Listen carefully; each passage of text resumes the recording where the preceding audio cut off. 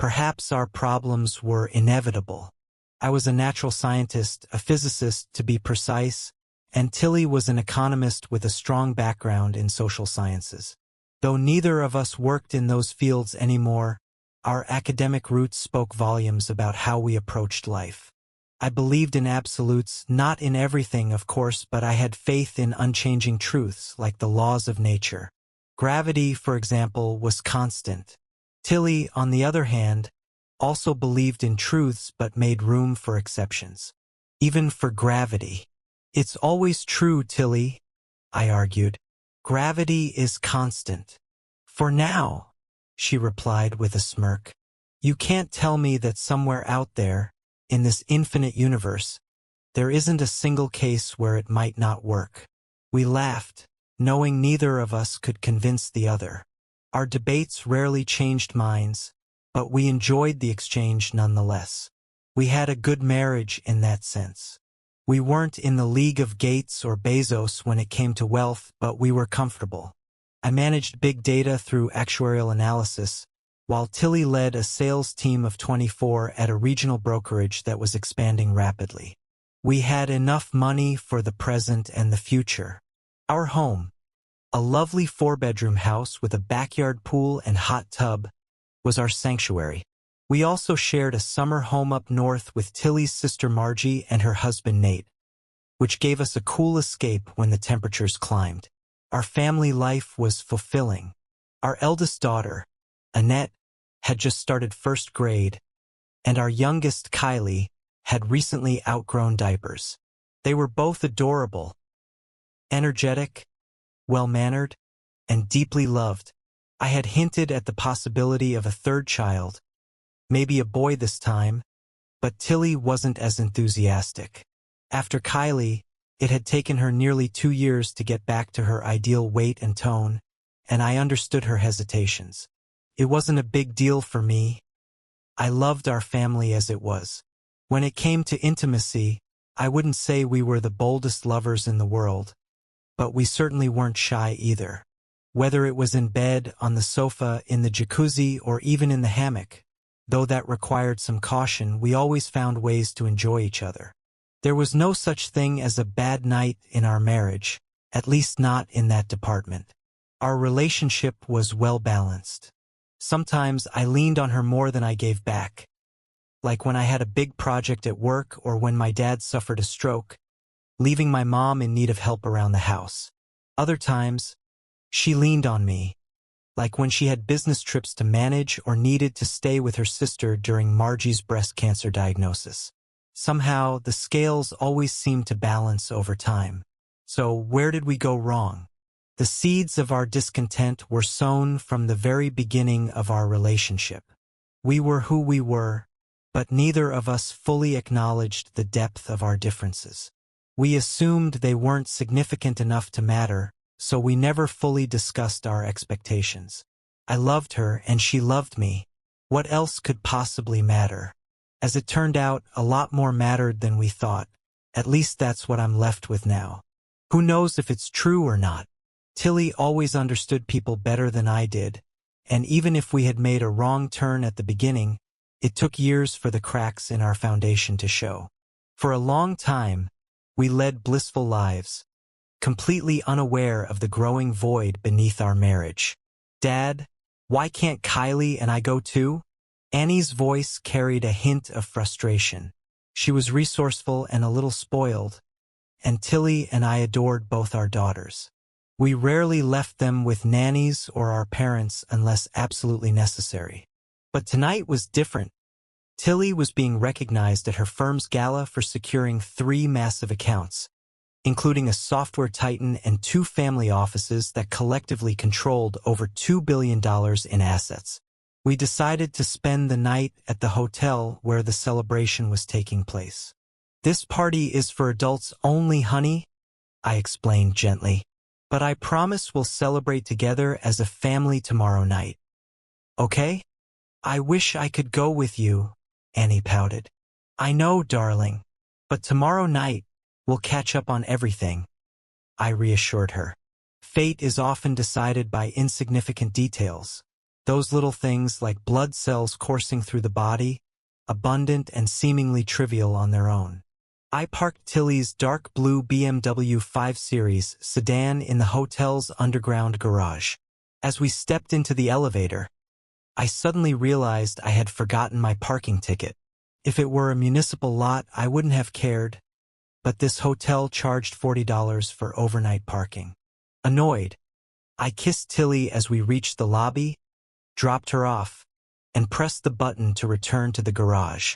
It only took me a few minutes to retrieve the ticket from my coat pocket and return to the lobby. When I walked through the ballroom doors, however, I froze. Tilly was already inside. Her jacket was off, and she was chatting with a man I didn't recognize.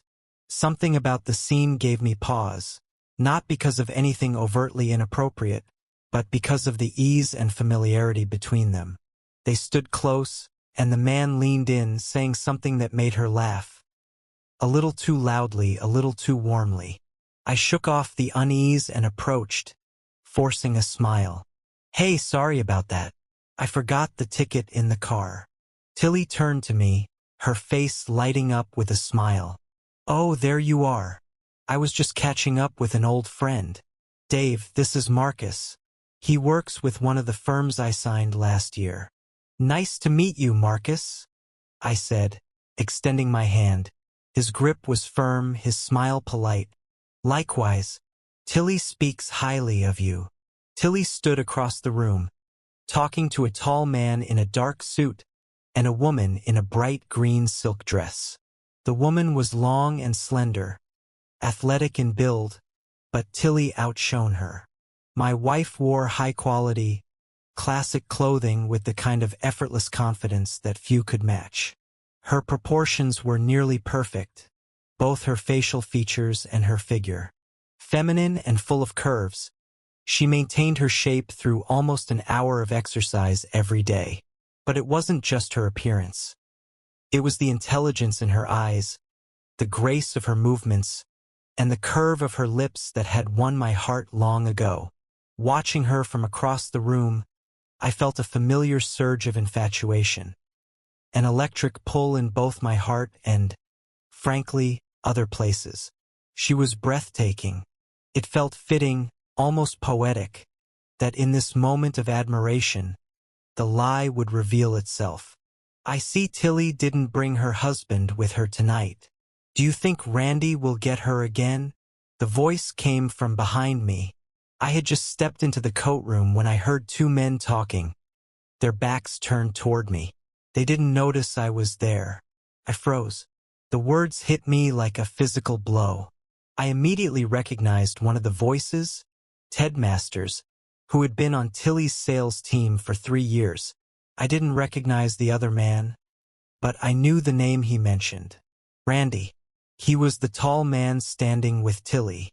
In that moment, I experienced a kind of pain I had never known before, and I hope never to know again. It wasn't just heartbreak. It was an all-consuming agony, a wound so deep I doubted I would ever recover. I felt as if the ground had fallen out from under me.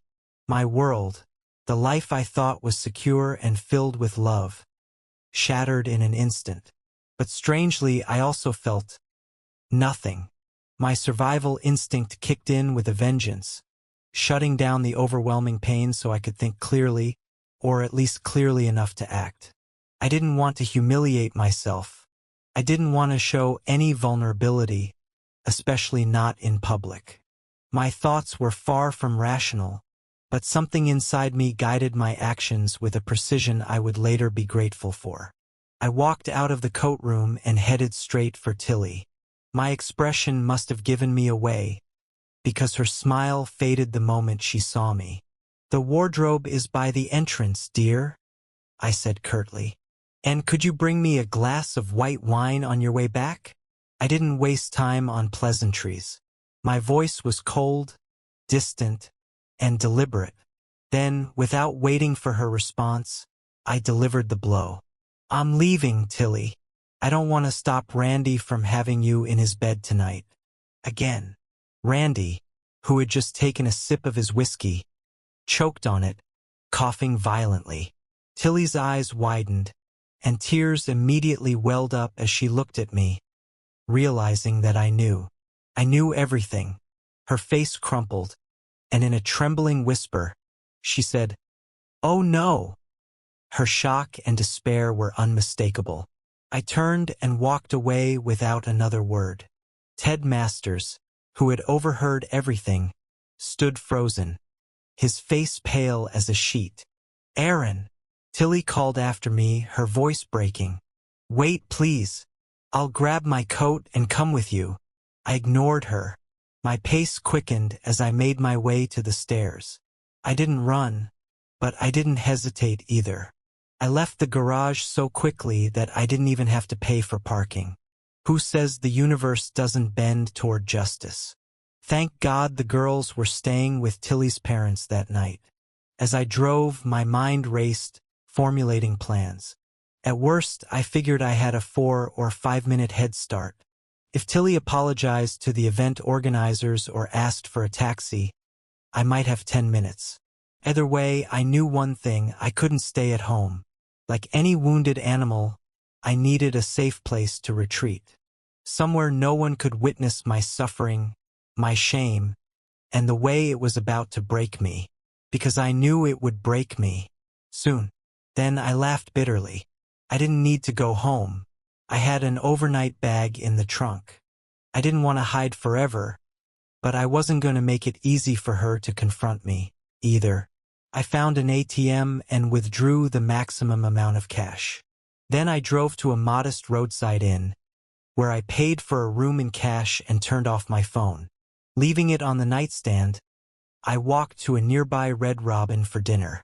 I ordered a burger, salad, and a beer. Just one. I'd never seen the point in drinking excessively. The data is pretty clear about the long-term effects. Besides, I didn't need alcohol to punish myself. The pain would take care of that on its own. I ate slowly, trying to deflect my inner turmoil. Out in public, I could pretend, if only for a little while, that everything was okay. But the act was exhausting, and my facade was starting to crack. I left a generous tip on the table, not because I wanted to, but because I couldn't stand the thought of waiting for change. I just needed to leave. Back in the locked solitude of my room, the dam finally broke. Sobs racked my body as I collapsed onto the bed. Grabbing a pillow, I buried my face into it, trying to muffle the sound. From the depths of my broken heart, the pain poured out. It was raw, overwhelming, and inescapable. For the first time, I allowed myself to fully feel the weight of what had happened. Tilly's betrayal wasn't just a betrayal of our marriage. It was a betrayal of the life we had built together, the trust one had placed in her, and the love I had believed was unshakable. The night stretched on, endless and unforgiving. In that quiet room, surrounded by nothing but my anguish, I was forced to confront a single, devastating truth. A howl tore through me, raw and visceral. If anyone had been close enough to hear, I'm certain it would have shaken them to their core. I screamed and cried into the pillow, releasing all the pain that twisted in my chest and tore at my heart. I don't know how long I screamed, but when I finally collapsed onto the floor, the pillow was soaked, drenched with saliva, tears, and snot. I threw the ruined pillow into the corner of the room. There were 3 more on the bed and 2 on the shelf in the closet. I knew I'd need them, if not tonight, then by morning. "I've devastated my husband." Aaron's voice was cold, his tone detached, but his eyes betrayed him.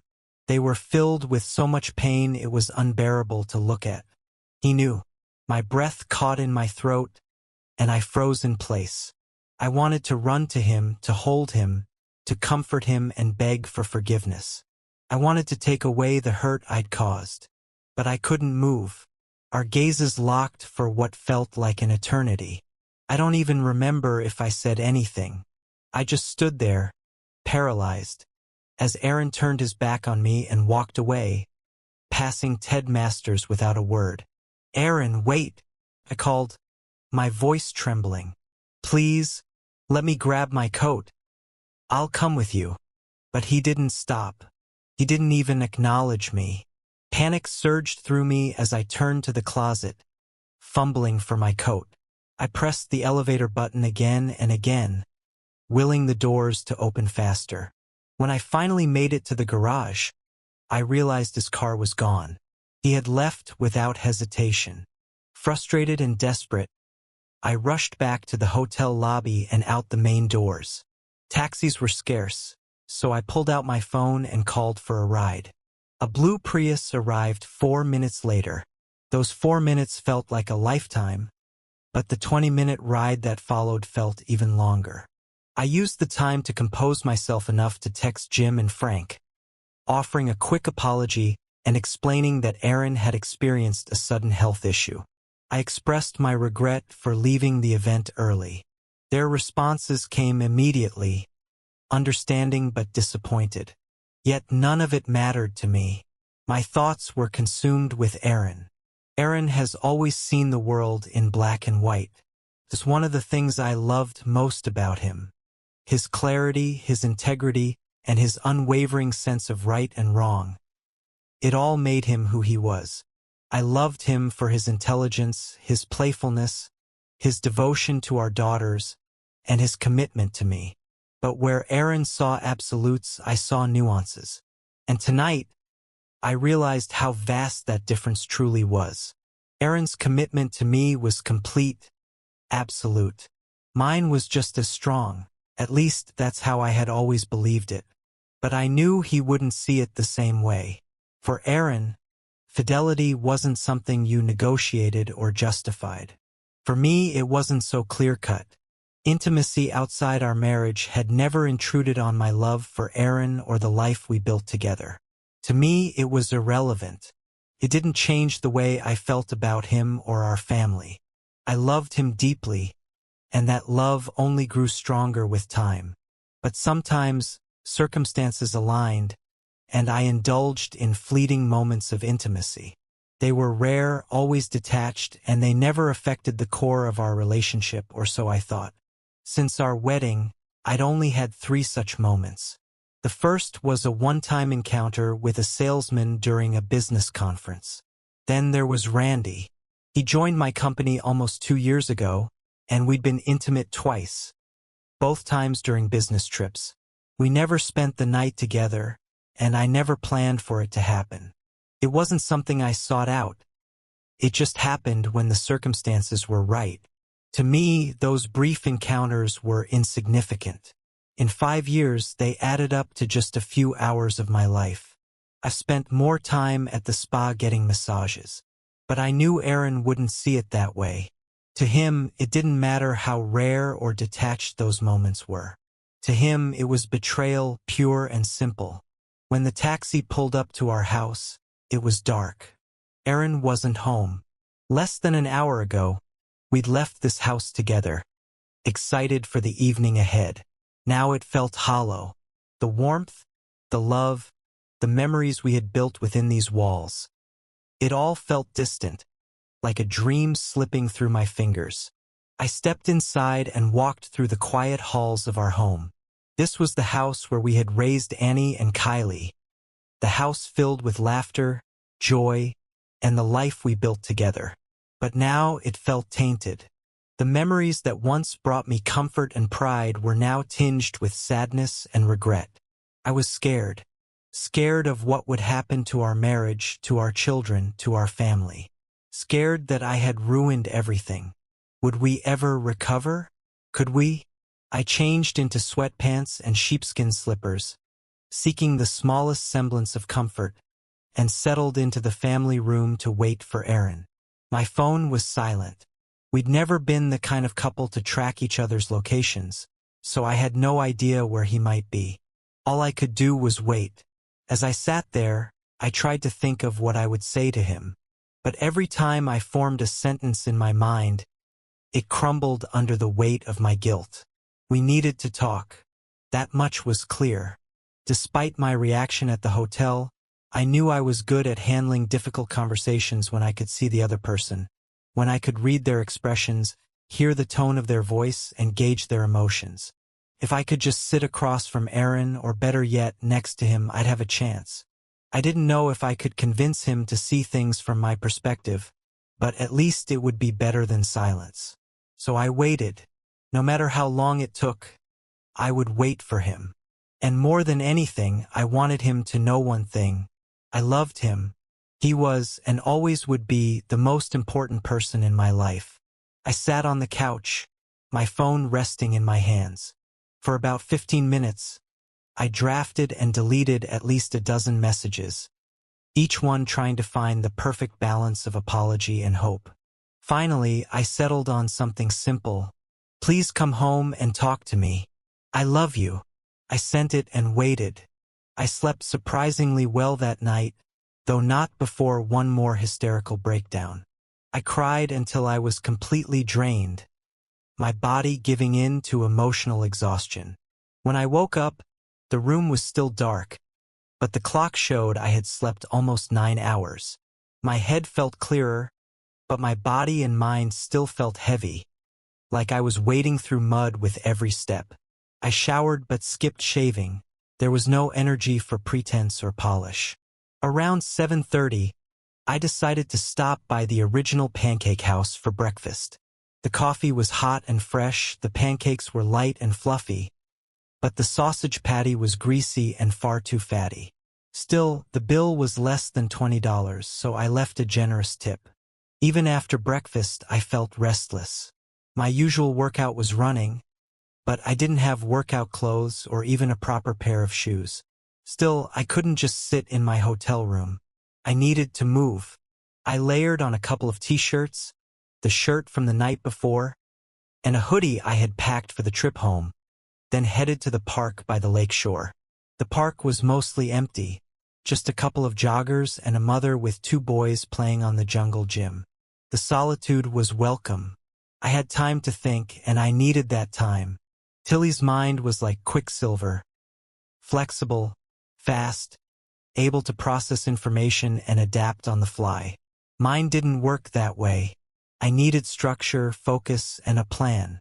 Without that, any discussion we had would leave me at a disadvantage. I needed to prepare myself for the inevitable confrontation. I had no idea how she would try to justify her infidelity, but I knew she would try. I believed Tilly loved me, or at least I thought so, but I couldn't reconcile her betrayal with that belief. It didn't make sense, and I needed answers. As I walked along the trail, listening to the gentle lapping of the water against the shore and the earthy smell of the sleeping grass and trees, I did what I always did best. I organized my thoughts into categories. I brushed aside distractions and honed in on the questions that mattered most. By the time I returned to my hotel room, I had a plan. I didn't intend to read the questions to Tilly, but writing them down cemented them in my mind. I grabbed a notepad and began to write, "Why did you think you could break your promises to me?" I had little hope her answer would be satisfactory, but I needed to understand her mindset. Did you put my health at risk by having unprotected intimacy? If she had, it would show not just a lack of consideration but outright recklessness. How often did you sleep with Randy? Were there others? I believed she was fundamentally an honest person, even if her actions had betrayed me. She wasn't a skilled liar, and I was good at detecting lies. Why Randy? Do you love him? Do you want a relationship with him? Do you want to continue seeing him? These questions terrified me, but I needed the answers to understand what I was up against. How did your colleagues find out about your relationship? Were you shameless about it? Was this part of the corporate culture? The thought that their colleagues might have known, might have joked about it, cut me deeply. What do you think should happen next? What path forward do you see for us? Ultimately, this wouldn't be entirely her choice, but I was curious to hear her perspective. After writing them down, I sat back and stared at the list. The questions felt cold and clinical, but they reflected the clarity I needed to move forward. I knew the conversation with Tilly had to happen today or tomorrow. Couldn't wait. My priority was protecting our daughters, which meant ensuring that they came home to a stable environment, even if that stability was temporary and fragile. Until Tilly and I decided what path to take, we needed to shield Annie and Qley from the fallout as much as possible. I felt mentally ready, but I was still nervous. I needed to relax and focus my energy on the conversation, not waste it on fear and distractions. The hotel had a small gym with a treadmill, so I walked for an hour, still dressed in jeans and a t-shirt. Afterward, I went to Red Robin for a bacon sandwich and coffee. Between the workout and the meal, I felt as ready as I could be for what lay ahead. I woke up on the couch with a stiff neck. As I turned my head, I grabbed my phone and checked for messages. There was nothing important. Aaron was still silent. I knew he needed time to process his feelings, but the longer he stayed away, the harder my task became. I could picture him vividly, running through scenarios in his mind, testing hypotheses, trying to make sense of what he couldn't understand. It was strange and deeply sad to know that I was the object of his thoughts. The guilt weighed on me like a stone. I knew I had hurt him, and I knew that when Aaron finally came to me, I would have to be honest, brutally honest. That honesty would hurt him even more, but I also hoped it might help cleanse the wound. Lies weren't an option. I've always believed that lies corrode and infect close relationships.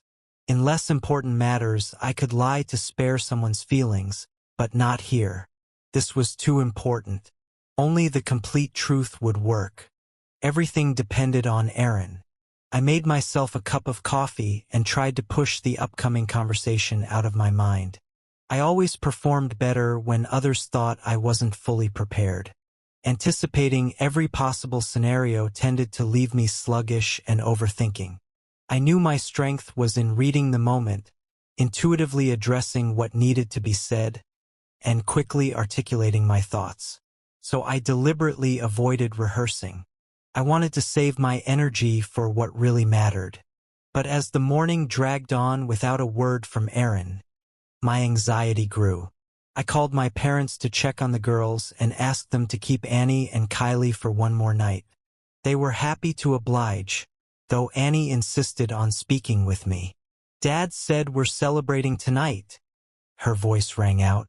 "Celebrate? I'm sorry, sweetheart, but Daddy isn't feeling well today," I replied gently. "But I promise we'll go out as a family as soon as we can." "But Dad said tonight," she protested, her frustration bleeding through. Annie was so much like me, persistent, determined. But in every other way, she was her father's daughter. "I know, honey, but sometimes plans have to change when things happen. I promise we'll celebrate together soon." The line went silent until my mother came back on, giggling. "Someone's not happy at all. She's giving me that angry look you used to give me when you were her age."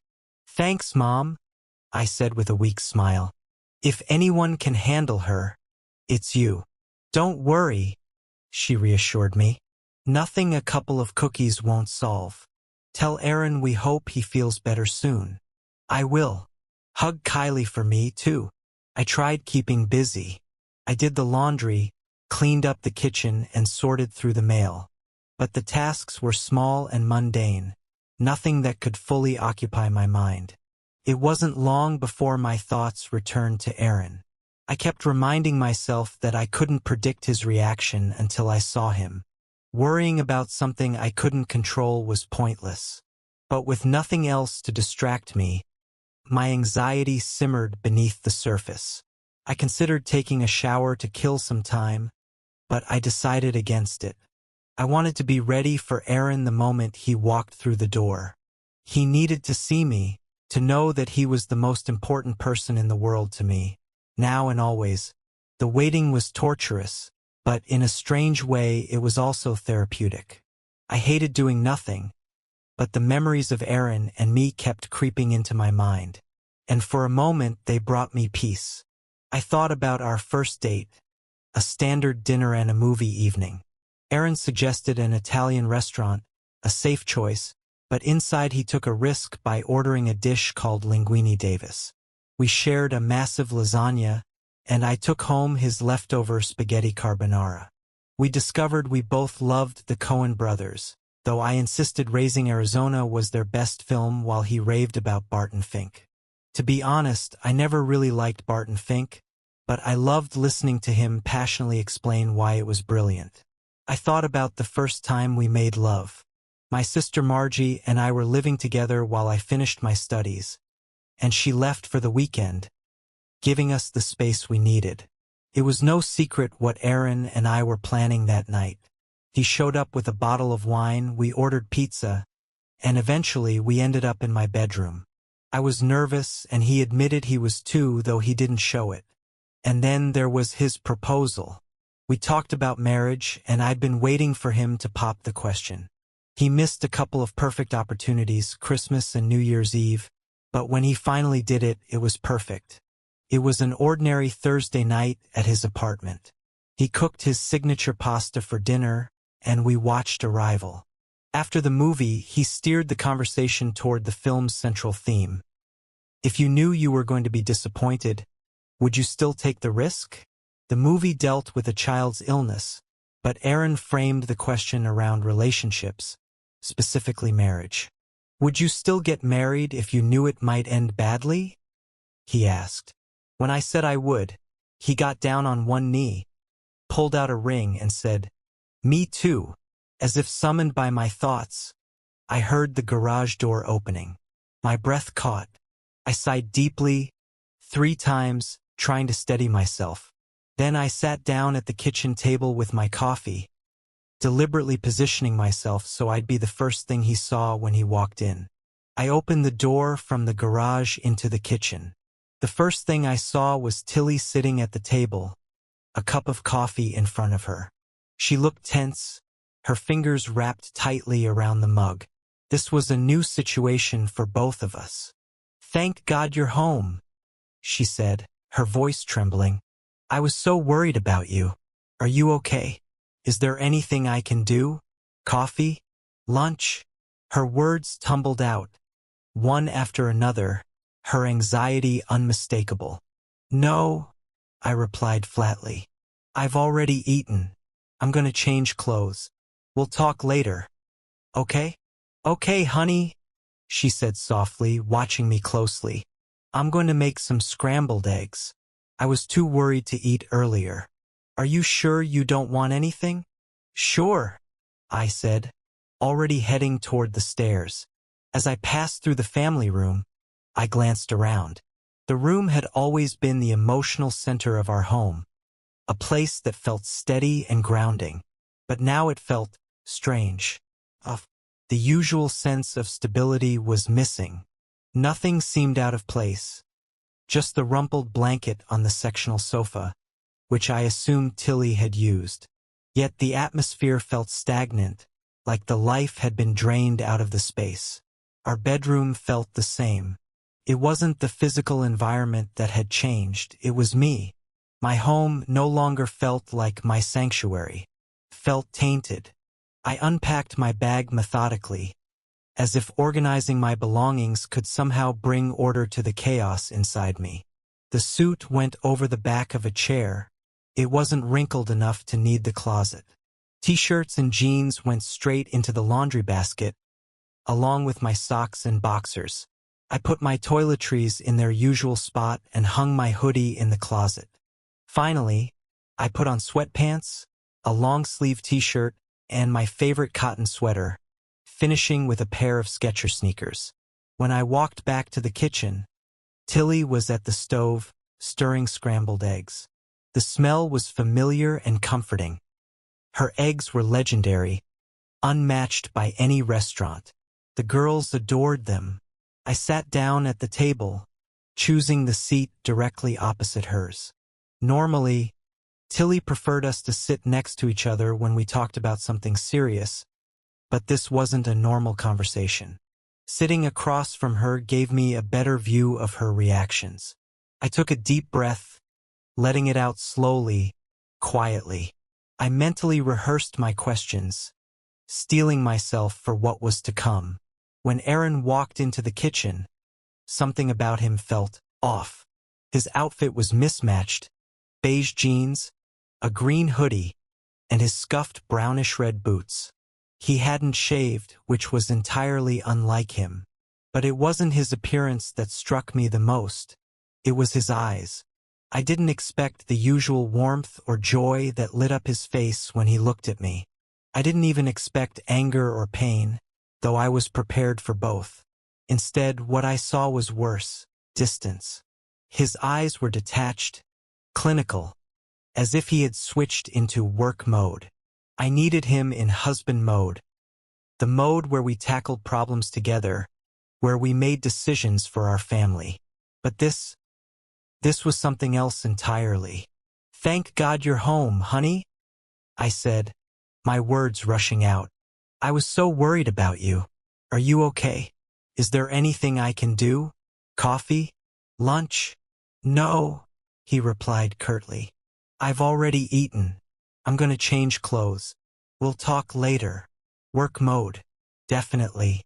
"Okay, honey," I said softly, turning back to the stove. "I'm just making some scrambled eggs. I was too worried to eat earlier. Are you sure you don't want any?" "I'm sure." He turned and walked upstairs without another word. I sighed and stirred the eggs, adding a bit of grated Parmesan. Annie loved them like this, and Qley ate them only because her big sister loved them. The scent filled the kitchen, but I barely noticed it. My mind was consumed with the impending conversation. When Aaron returned, he sat across from me again. I heard him exhale slowly, and the weight of the moment settled over us. This wasn't how I wanted to start. I needed to ease him into this to soften the tension between us. "I don't want to do this in the kitchen, Aaron," I said cautiously. "Let me eat quickly, and we can move to the family room." The family room was where we kept most of our family photos and mementos. Our daughter's toys, treasures from our parents, and souvenirs from our honeymoon. It was our loving space, and I hoped being there might help remind him of the life we'd built together. "The kitchen is fine," he said flatly. I hesitated but decided not to push. "Okay, but can we wait until I finish eating? I want to give you my full attention." "Certainly," he replied, his tone polite but distant. I stirred the eggs one last time. "Where did you stay last night?" "Residence Inn." "I see you brought your bag home. Will you be staying tonight?" "I haven't decided yet." I swallowed hard, trying to keep my voice steady. "I told Annie that we'd go to a restaurant as a family to celebrate your award. I called Mom and asked her to keep the kids one more night. I wasn't sure if you'd come home." Aaron nodded. "It's good that you did. How did Annie take the news?" He smiled faintly, and I felt a tiny flicker of relief. "Exactly how you'd expect," he said. I laughed, and for a brief moment, I felt the tension between us ease. Talking about the girls always had that effect. I plated the eggs and sat down next to him, surprising him with the move. Encouraged, I reached out and touched his forearm. He flinched, his body stiffening. "I'm sorry, Aaron," I said softly, my voice thick with emotion. He shrugged, brushing off my apology. I ate quickly, barely tasting the food, and then placed my plate in the dishwasher. After refreshing my coffee, I returned to my seat next to him. Aaron straightened up, his posture rigid. He was preparing himself. Work mode again. "I have questions about your connection, Tilly," he began, his voice steady but cold. "It wasn't a connection, honey," I said quickly. "It was just casual. A fling. Call it what you want," he said, his tone sharpening. "I consider it a connection. Why did you do it?" I sighed deeply. "I see how much I've hurt you, Aaron, and I'll answer all your questions. But I need you to understand it didn't mean anything to me. Not to me and not to us. It doesn't matter." "It matters to me," he replied, his voice firm. I nodded, realizing there was no avoiding the truth. Same reason why I sometimes order steak for dinner and sometimes a salad. Randy is attractive, funny, humble. He's just fun. We landed a big deal, so we went out for drinks to celebrate. We flirted like always. And then, well, I wanted him, and he wanted me. Aaron's eyebrows shot up. I laughed nervously and stood up, pacing the kitchen. We went to his room, and I left as soon as we finished. You still haven't said why, he said, his voice low but cutting. I froze, realizing that this was the crux of it, the Gordian knot we had to untangle. Aaron and I had always complemented each other, our different approaches working as strengths in our relationship. But now our differences felt like insurmountable obstacles. The thing with Randy was insignificant, I said, trying to meet Aaron's eyes, though he seemed determined not to look at me. It was like deciding what to order for dinner. It had nothing to do with you, our marriage, or our family. We were on a business trip, and it just happened. Aaron's expression didn't change.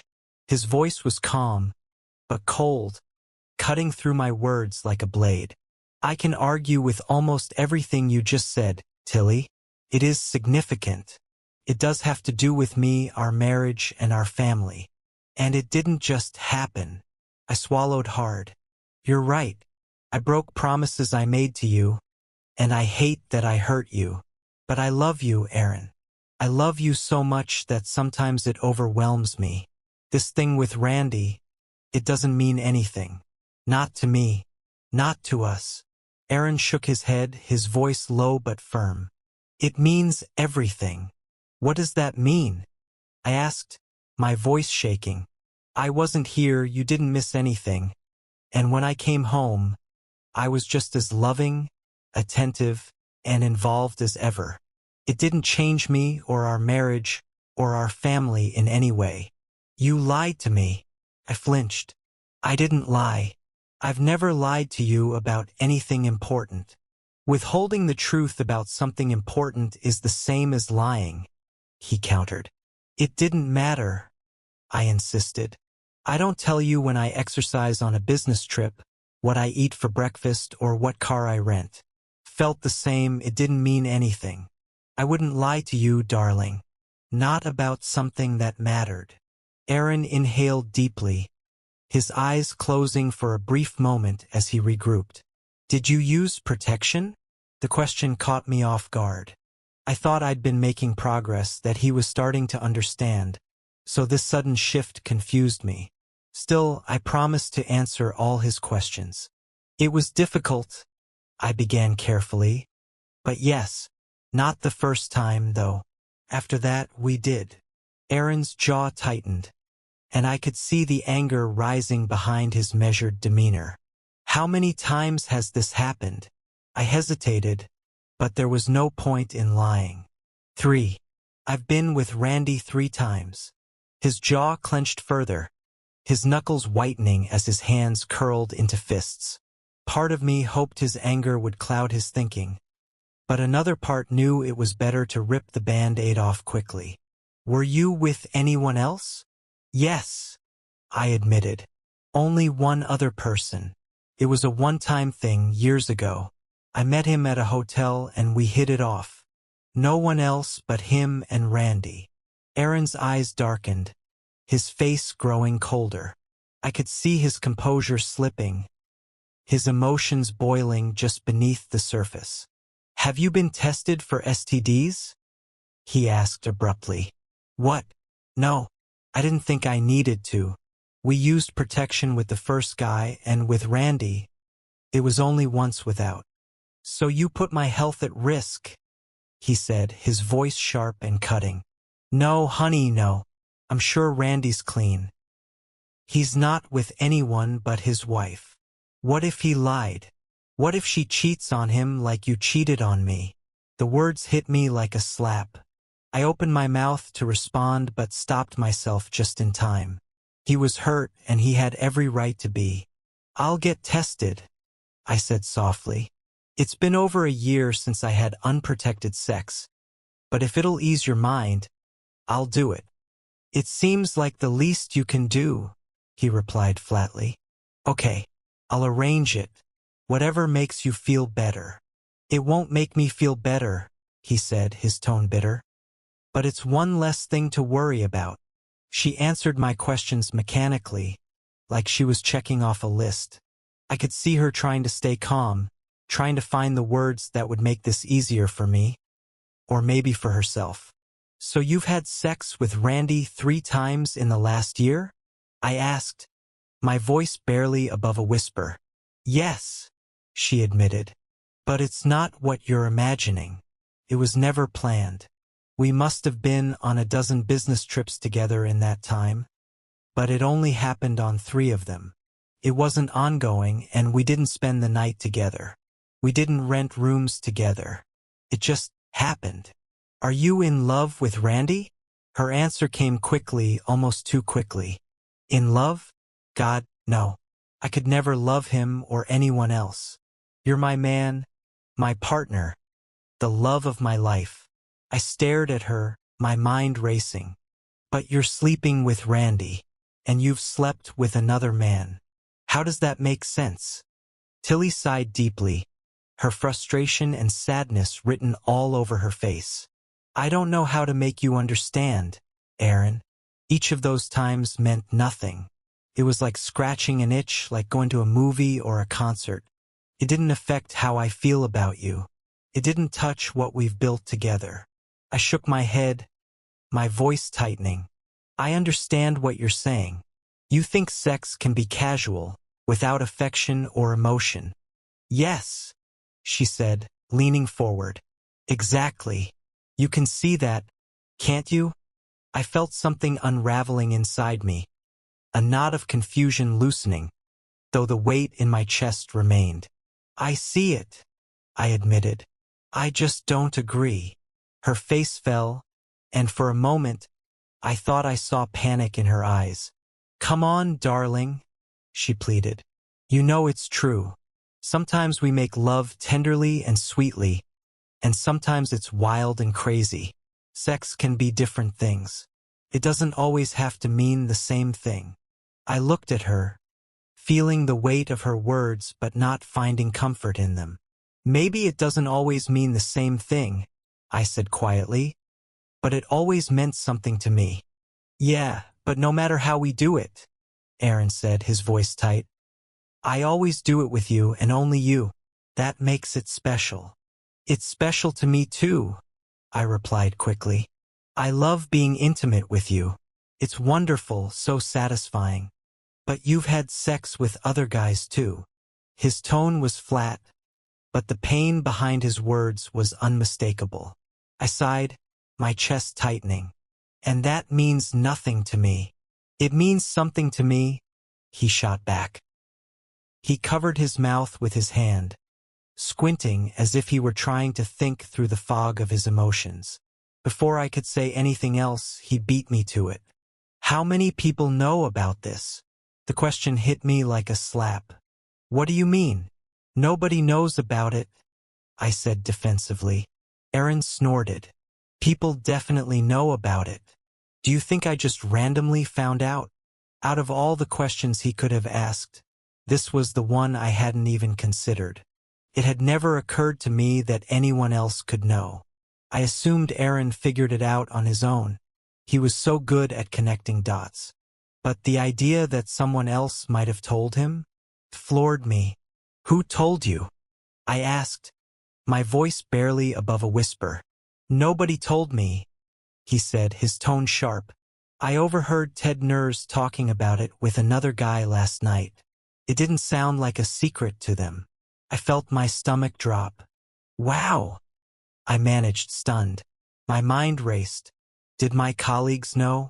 Could this spiral into a full-blown disaster? My professional reputation could be on the line. At least some of my team might know that I'd slept with a subordinate, which could lead to HR problems or worse, disciplinary action from Jim and Frank. And Randy? His wife had been right there when Aaron confronted me. Was he now dealing with his own marital crisis? Stress makes people unpredictable. What if he lashed out? But none of that mattered as much as Aaron. He was my husband, my partner, my anchor. Whatever the fallout at work, I'd deal with it later. Right now, I needed to focus on saving my marriage. I took a deep breath and tried to steady my voice. Darling, it doesn't matter who else knows. And I can see how much you're suffering. I want to help you heal. You caused this pain, Tilly? He said, his words cutting like shards of glass. I don't trust you to ease it. His response froze my heart in my chest. I opened my mouth to respond, but before I could, he hit me with another question. What do you see happening here? God bless him. His question was my lifeline. It was the most solid ground I could hope for. I love you, I said, my voice firm and steady for the first time. Now more than ever. And tomorrow, I'll love you even more. This is just noise, Aaron. I know it hurts, but I can heal this pain with love. It's nothing compared to the love we feel for each other, the family we've built together. We still have our wonderful future ahead of us. All the things we've talked about, dreamed about.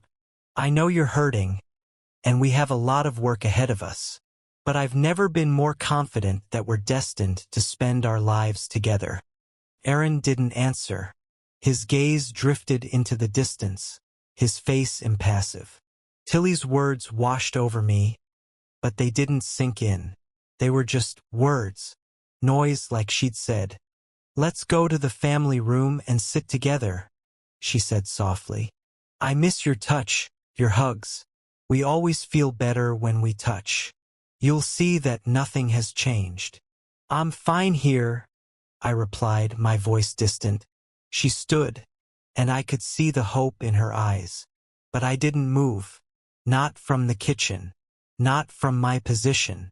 Not from my stance. I watched her deflate, her shoulders sagging. She was trying to bridge the gap between us, but it felt like she was speaking a different language. We didn't see the world the same way. We never had.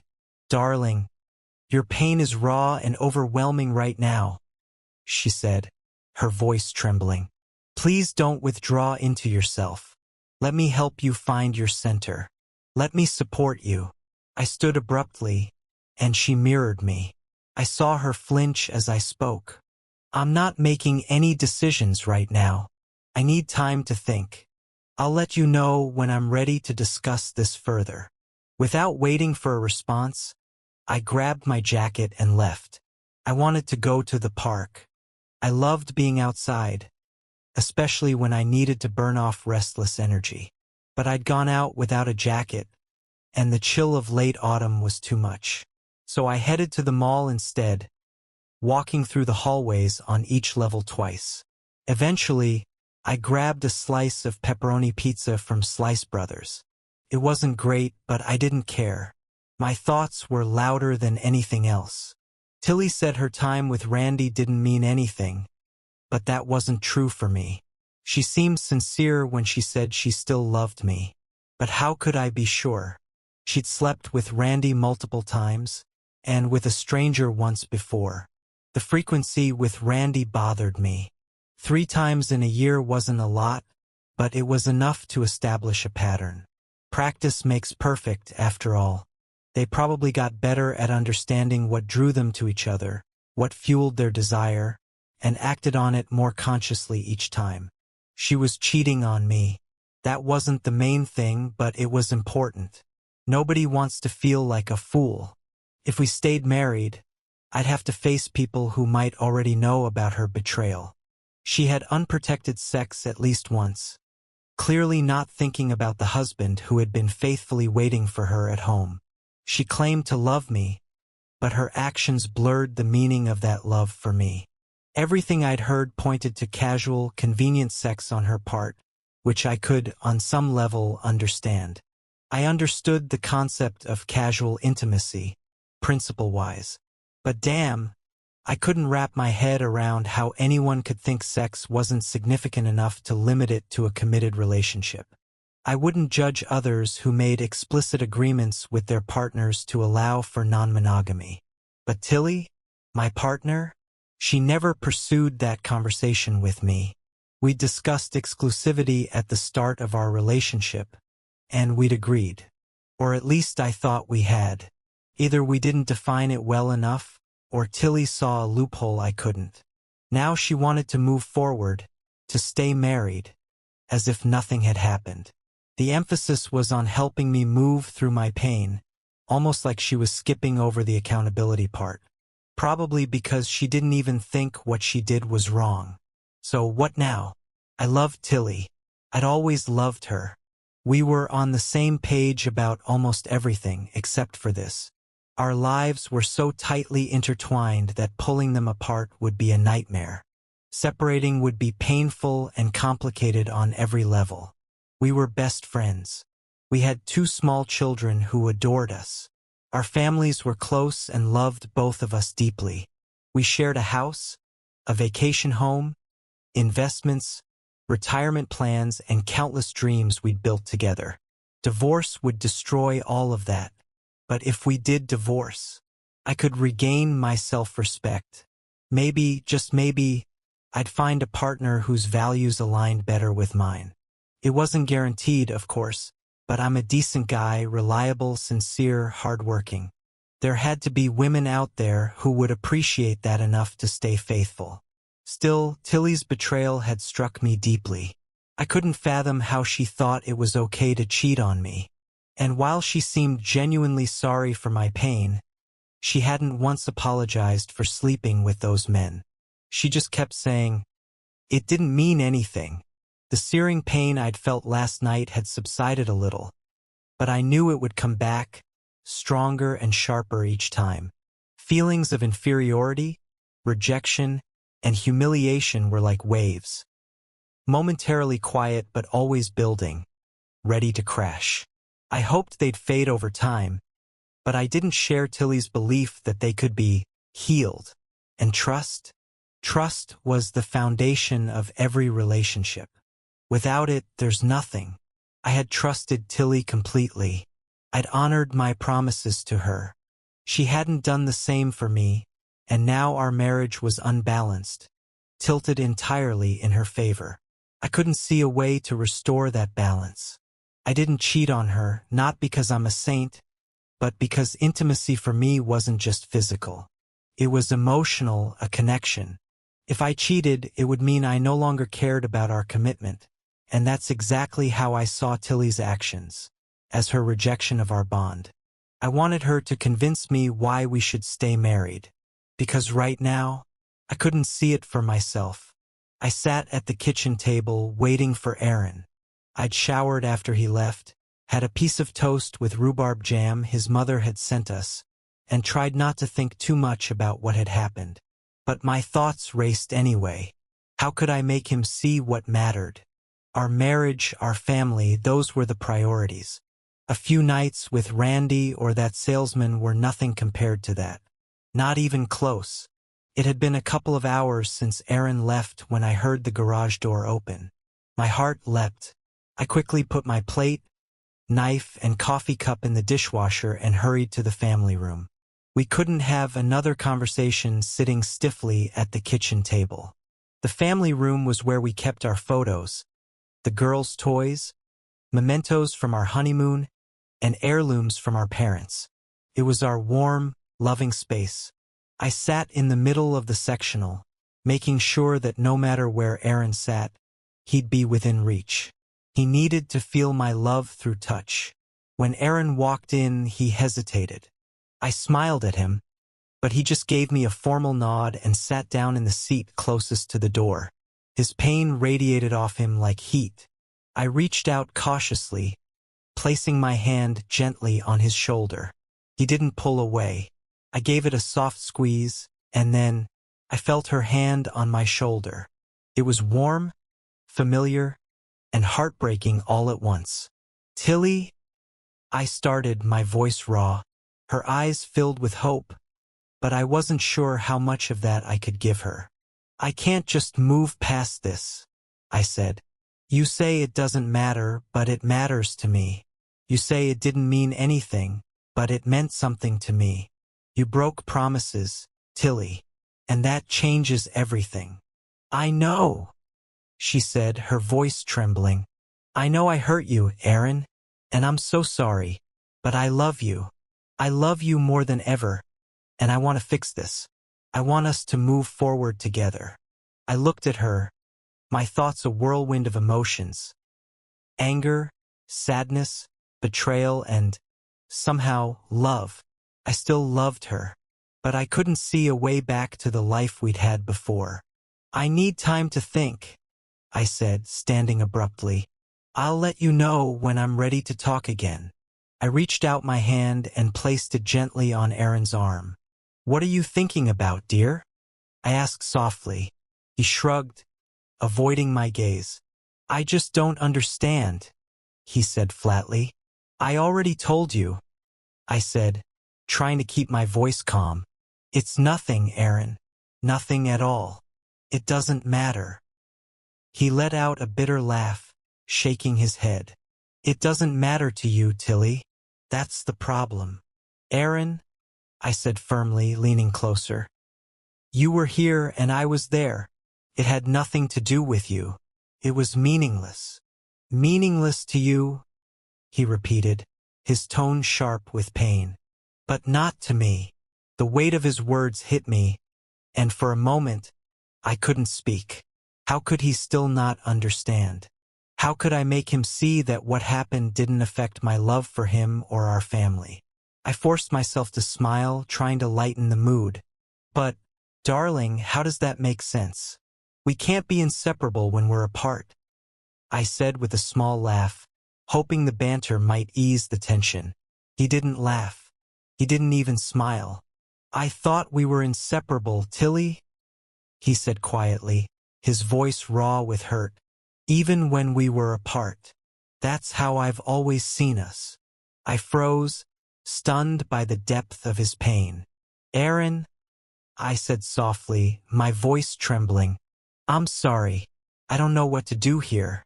I'm trying to show you how unimportant this is.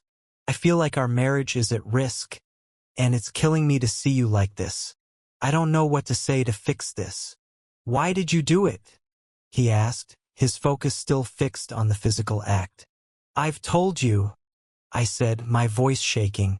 It just happened, Aaron. The circumstances came together, and it didn't mean anything. His shoulders slumped, as though the weight of my words had drained him of all energy. It didn't mean anything to you, he said, his voice barely above a whisper. But it means everything to me. Why? I asked, my frustration bubbling to the surface. It had nothing to do with you, Aaron. Nothing at all. If you hadn't overheard Ted last night, you'd still be happy with our marriage, wouldn't you? You know you would. And I'm still the same woman I was yesterday. I'm still your wife, still devoted to you and our family. Nothing has changed. He shook his head slowly, his expression a mix of sadness and disbelief. Everything has changed, Tilly. Everything. He looked as though he was about to get up, but I moved faster, wrapping my arms around him and pressing my forehead against his shoulder. No, I pleaded. Stay with me. We can fix this. We have to fix this. There's nothing to fix, he said, his voice cold. I see now that our marriage has always been out of balance. What are you talking about? I asked, my heart racing. Our commitment, he said. For me, it was complete. Emotional, intellectual, spiritual, and physical. But for you, it was never complete. You were committed to me emotionally, intellectually, spiritually, but not physically. We were never in balance, Tilly. I thought we were, but we weren't. And I don't see how we ever can be. That's not true, I cried, my voice breaking. I love you, Aaron. I love you more than anything. I know you feel it. I know you do. He shook his head. No, Tilly. You don't love me the way I love you. If you did, you wouldn't have cheated. His words cut deeper than I thought possible. Tears blurred my vision. Aaron, you must know how much I love you, I said, my voice shaking. You have to open your heart. My love is there. You'll see it if you just look.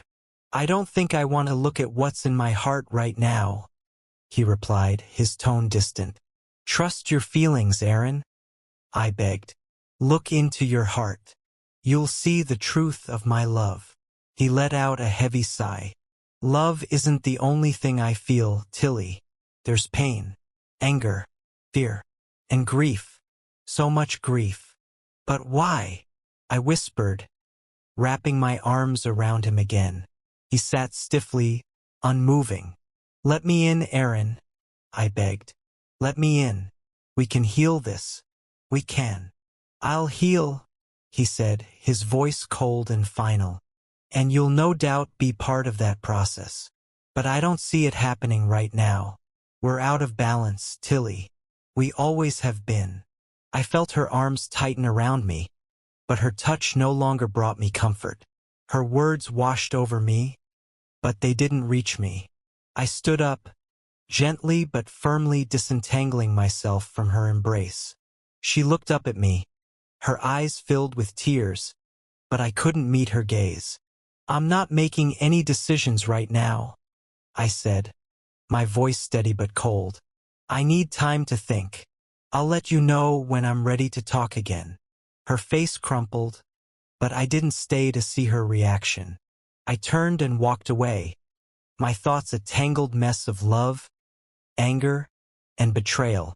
Aaron stood up, releasing my hands gently. His voice was soft but resolute. Tilly, until I figure out if we can ever restore balance, I can't be with you. I'll pack a few things and let you know where I'm staying. Felt like a nightmare I couldn't wake up from. I watched him leave, his whole demeanor radiating defeat. My heart broke all over again. We had to fix this. I had to fix this. But he didn't seem to want to. I was upset, worried, and terrified. How could I reach him? How could I make him see that everything we built together still mattered? I checked into the residence inn again and sent Tilly a quick message. Checked in. I replayed our conversation in my mind, dissecting her words, what she said, and, perhaps more importantly, what she didn't say. For Tilly, emotional commitment was everything. She truly believed that sleeping with other men was inconsequential, something separate from her marriage to me. In her mind, she was still faithful because those encounters never touched her feelings for me, our children, or our family. Intimacy was, to her, compartmentalized, external. I never suspected her cheating because she had no guilt about it. To her, it was just a moment, a fleeting event like having drinks with friends. But for me, it was something far more profound. This fundamental difference in how we saw marriage was the chasm I couldn't bridge. I wanted to reconcile, I truly did, but I didn't see how. I'd never cheated on Tilly, so moving forward would mean accepting her betrayal and forgiving her for it. But that would always leave the scales of our marriage unbalanced. Worse still, her lack of remorse and belief that there are always exceptions in life left me questioning whether she might do it again. I knew I couldn't endure that. She didn't feel like she had betrayed me, but I felt it deeply. The pain seemed bottomless. How does one handle this? When the person you've built your life around, the person whose love is central to your very existence, seeks intimacy elsewhere, it shakes the foundation of everything. I screamed into the pillows that night, just as I had so many nights before.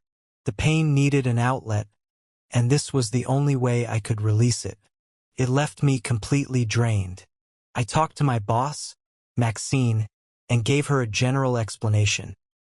My marriage seemed to be ending, and I needed time to process it. She was understanding, as always, and simply asked me to check my email while I took care of myself. Despite everything, we still celebrated Tilly's promotion as a family. The girls' enthusiasm helped keep the dinner light and somewhat normal. Tilly and I worked together to put them to bed afterward, just like always. When the girls were asleep, I grabbed my jacket. "Where are you going?" Tilly asked, her voice trembling.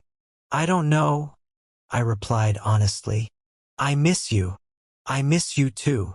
Can we talk about this?" "I don't think there's anything else to discuss," I said. "I know what you're thinking now, Tilly. I just need to figure out what I'm thinking. Come home, honey. Let's figure this out together like we always have. You know we make a great team." "It won't work this time, Tilly," I said softly before leaving. Every morning, I went to the house to get the girls ready for the day. Every evening, I returned after work to help put them to bed. We wanted to keep their lives as normal as possible, for as long as possible.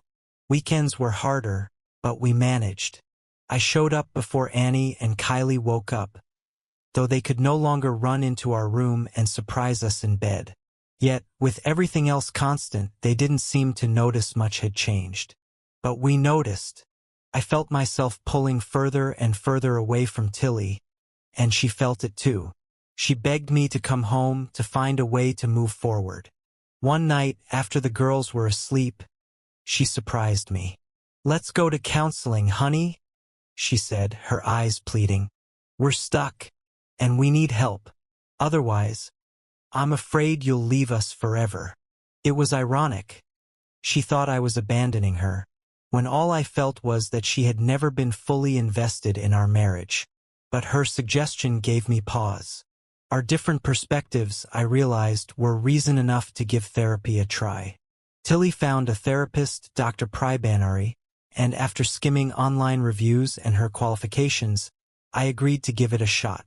Dr. Banari was an earthy woman, large but with lively, intelligent eyes and a soothing voice tinged with a slight accent. Her approach was indirect, but there was a quiet confidence in her demeanor that made me hopeful. She always took the time to explore her thoughts and feelings on any issue under discussion. But once the groundwork was laid, she didn't hesitate to ask the hard-hitting questions that went straight to the heart of the matter. Her language was articulate and precise, especially when it came to discussing emotions. It was toward the end of our second session when Priya brought us to a critical turning point. We talked about our history together and my recent discovery of Tilly's infidelity. There were no surprises for either of us, but Priya was shaping the contours of our marriage in her mind. "Correct me if I'm wrong, but it seems, Tilly, that you believe your promises to Aaron remain intact because being intimate with other men didn't affect your emotional commitment to him?" Priya asked. Tilly nodded and smiled. "Yes. And you, Aaron, believe that she broke those promises because, for you, they included physical fidelity, not just emotional commitment?" Priya continued. "Yes," I replied. "Tilly, you don't think you need to apologize because you don't believe you did anything wrong. Is that right?" Priya pointed out. Tilly frowned. "No, I'm sorry for hurting Aaron. I'm deeply sorry for that. I want him to forgive me for hurting him." "So, you regret being with other men because it caused Aaron pain?" Priya clarified. "Exactly. I'm very sorry about that. I never meant to hurt my husband," Tilly responded. "Aaron, how do you feel about what Tilly is saying?" Priya asked, turning to me. "I know she's sorry for hurting me. She's not a monster. She knows she hurt me badly, and she's made it clear she's sorry for that. But she's never apologized for the actions that caused this pain because she doesn't consider them wrong. And that's the problem," I said. Tilly exclaimed, "I'm really sorry about that. I didn't mean to hurt you, Aaron." "It's Aaron's turn to share his thoughts and feelings. You'll have your chance too," Priya intervened. "No, I'm done," I continued. "She only regrets those actions because they hurt me. She doesn't see them as a betrayal in and of themselves. I do, and that tells me she could do it again. I don't know if I can get past this pain now. It would destroy me if it happened again." "I won't do it again," Tilly insisted. "Tilly, you're a wonderful, smart, warm woman. But you believe in exceptions and choices. For you, there are no absolutes, right? I continued. But for me, physical fidelity is an absolute. It always has been. And that's why it hurts so much to find out you don't feel the same way. That's what our marriage meant to me. And if I have to defend myself against you, then that's not the marriage I want. You're not a bad person, Tilly, but I don't think you're the right wife for me. Darling, please give me a chance. I can do this, Tilly pleaded. Can you really believe that there will be no exceptions for the rest of your life? That under absolutely no circumstances would you ever consider being intimate with another man? Tilly had always been honest. Maybe not fully transparent, but honest. And I saw in her eyes the exact moment when she thought about possible exceptions. And she saw in my eyes that I saw it. I think we both knew at that very moment that we were done.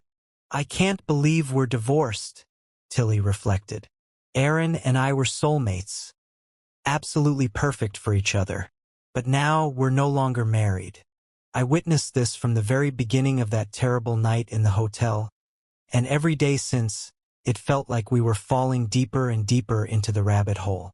I still can't fully understand how it all happened, and all because of the most insignificant reasons. I had never given anyone even a fraction of the love I felt for Aaron. Never. I was certain that counseling would help us. Priya helped us see our differences, but where I had confidence we could overcome them, Aaron saw no way forward. And it seemed like he just stopped trying. I begged and begged him to come home, to make love to me, to trust in the cocoon of love we had built for ourselves and our children. But he was adamant. I see possibilities. I've always seen them. I'm creative. So when Aaron asked me if I could ever see an exception to staying true to him, of course I could come up with one. In fact, I came up with several almost immediately. Plane crash victims forced together to survive, saving someone's life, or even a consensual partner swap with Aaron's approval. Perhaps even a moment of sudden, uncontrollable passion. I'm sure I could come up with more, but these were exceptions by definition, highly unlikely scenarios. I tried to explain this to Aaron, but he cut me off. The chance is not zero, Tilly, and with every possible exception you add, the overall risk of you being with someone else again increases. I can't live with this hanging over our marriage. I can't. You've destroyed me, Tilly. I don't have the strength to survive another blow. And so, he destroyed me in return. I was depressed for months after he filed for divorce. But I had to pull myself together every single day, to support our daughters, to win clients for our firm. I didn't have the luxury of falling apart. I felt discouraged, but since I'm a firm believer in the fake it till you make it philosophy, I put on my best face every day. Still, the nights alone in my bed were brutal. When Aaron took the girls, our custody arrangement alternated weeks. I found myself eating pint after pint of mint chocolate chip ice cream and crying more than I care to admit. It wasn't easy for Aaron either. I knew him so well, and I could see the deep sadness in him. His usual cheerful and easygoing manner was gone. When he wasn't speaking to someone, he seemed distant, lost in thought. No matter how often I begged him to come back to me, he refused. Eventually, I realized that he would have to return to me of his own free will.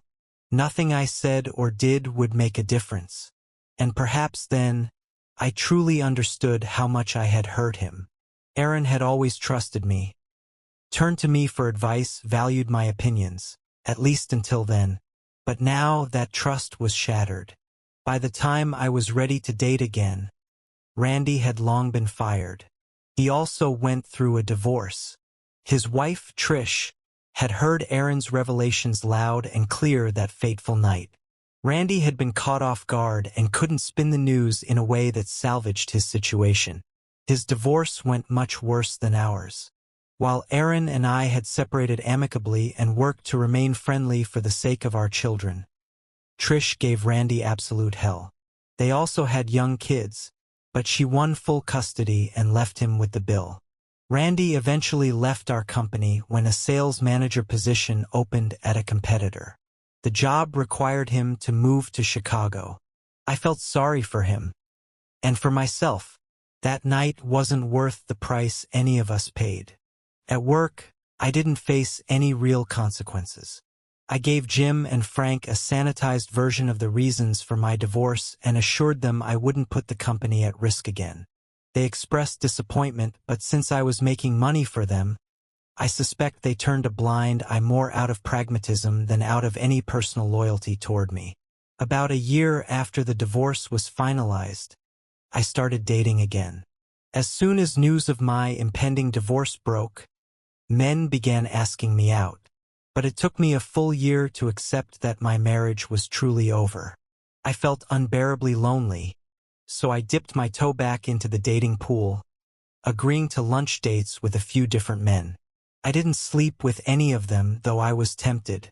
Deep down, I still hoped Aaron would come back, and I wanted to be able to tell him I had remained faithful. The irony was not lost on me. I hadn't stayed true during our marriage, but I was staying true after it ended. Intimacy with others had never mattered much to me, but it clearly mattered to Aaron. I wanted to have something of value to offer him if he ever decided to come back. About a year after our breakup, Aaron seemed to have found his footing in life. I didn't know if he was seeing anyone. We never discussed dating. Though I never asked our daughters directly, their stories about time spent with Aaron didn't mention any women.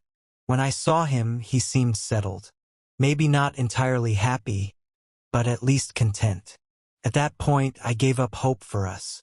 Letting go helped me open up to other people. And that's when I met Bob. We met through work. Bob had a family office, and I successfully convinced him to use our services. To celebrate the deal, I invited him to dinner, and later he invited me to another dinner to talk more personally. Bob had been widowed for 4 years. He was 10 years older than me with no children, not because he didn't want any, but because his late wife had been unable to conceive. He mourned her deeply for 2 years and had slowly begun to open his heart again. I could relate to that. Bob healed me in many ways. I'll always carry the scar of Aaron's rejection, but Bob was gentle, considerate, and funny. He wasn't conventionally handsome, just ordinary, not particularly tall or short, not striking in any way, but his heart was big and warm, and it enveloped me completely. He also saw things in shades of gray, and I found comfort in that. I can't imagine how a perfect marriage could be ruined by a couple of minor incidents of intimacy, he once told me. I didn't have the heart to explain just how deeply those incidents had hurt Aaron, or how they had destroyed us. When Aaron and I were married, I had never imagined what it would feel like for him to move on first. I was nervous, almost terrified, about how he might react when I told him that Bob and I were planning to move in together. But the conversation turned out to be an anticlimax. Aaron was polite. "I'm glad you found someone, Tilly," he said, smiling genuinely. "You've always had great taste in partners, so I'm sure he's a good person." I couldn't stop myself. I rushed to hug him, but he tensed in my embrace. In that moment, a part of me died inside. I knew he would never let go of the pain I had caused him. Bob and I eventually bought a 4-bedroom house not far from where Aaron and I had lived. We wanted a fresh start. During and after the divorce, I had stayed in our old house to keep things as normal as possible for the kids. Aaron bought a 3-bedroom apartment nearby, not far from where we used to live and still in the same school district. The kids transitioned to having Bob in their lives almost seamlessly. I think it was mainly because he was easygoing and approachable, and because Annie was still a couple of years away from her teenage rebellion. I still think about Aaron often. I want him to be happy. Hopefully, one day he will be. I try not to dwell on the what-ifs. What if I had been more flexible? What if he had been more open? What if he had let me help him heal? But then, I remind myself that he probably wouldn't have been Aaron, my ideal partner, my almost perfect partner, if he had been different. I met Bob only briefly and never exchanged more than polite pleasantries with him when picking up or dropping off the girls. He seemed like a decent guy, maybe a little boring, which, given Tilly's personality, I found kind of amusing. We finally had a real conversation at Qley's 8th birthday party. I was the only dad there, aside from Bob. Tilly and a few other moms were busy keeping an eye on the dozen or so little girls running wild in the yard. Neither they nor the kids needed us two old guys getting in the way. So we sat in folding chairs on the patio, watching the chaos unfold.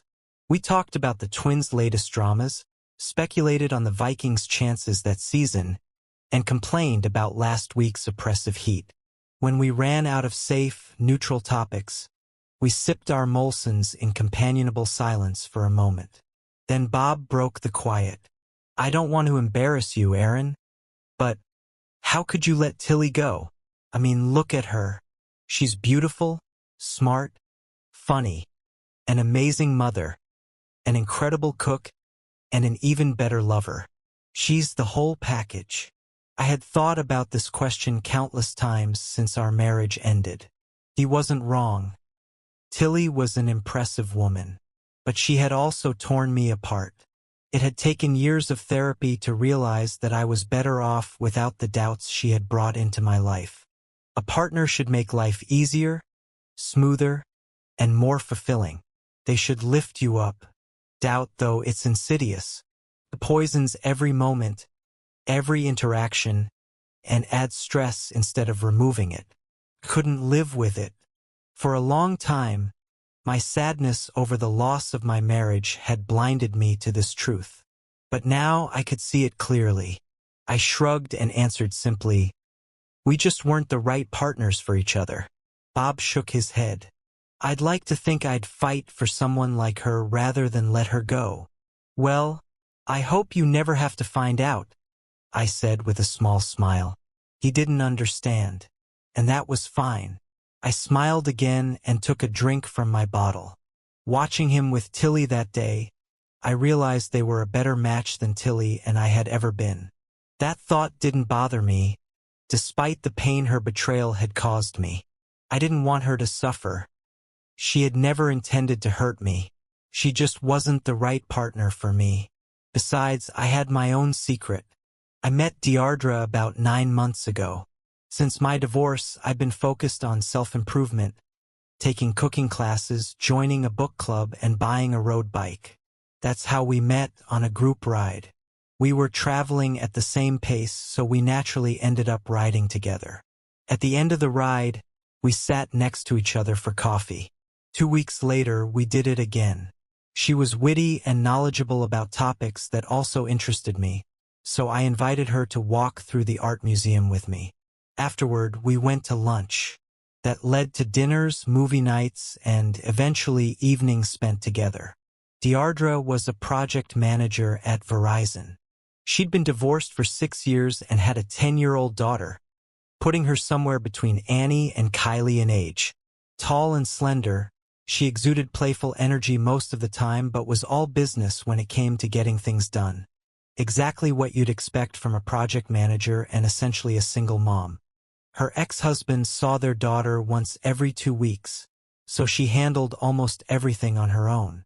She was hyper-organized, a little bossy, and refreshingly direct. We shared an unexpected number of interests. The Strokes and Muse were on both of our playlists. Pulp Fiction was at the top of our favorite films list. She loved it for Uma Thurman, and I loved it for Willem Dafoe. Politically, we were pragmatically progressive.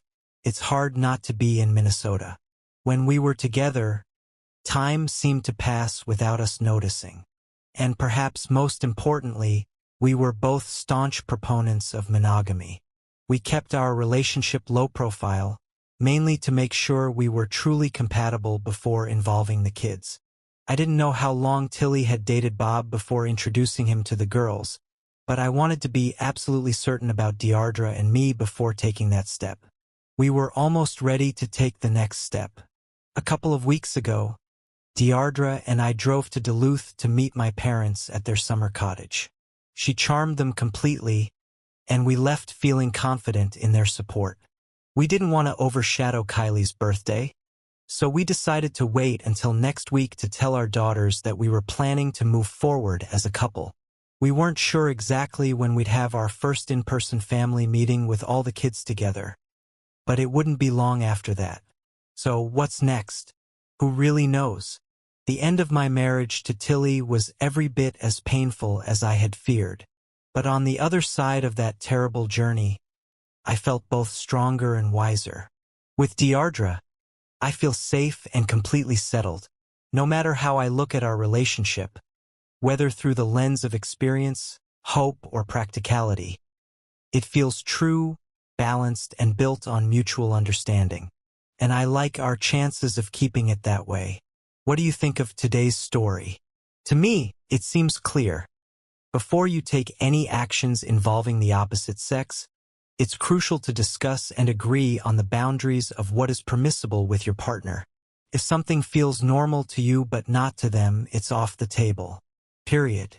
Respect for each other's boundaries is what keeps relationships healthy and strong. If you enjoyed this,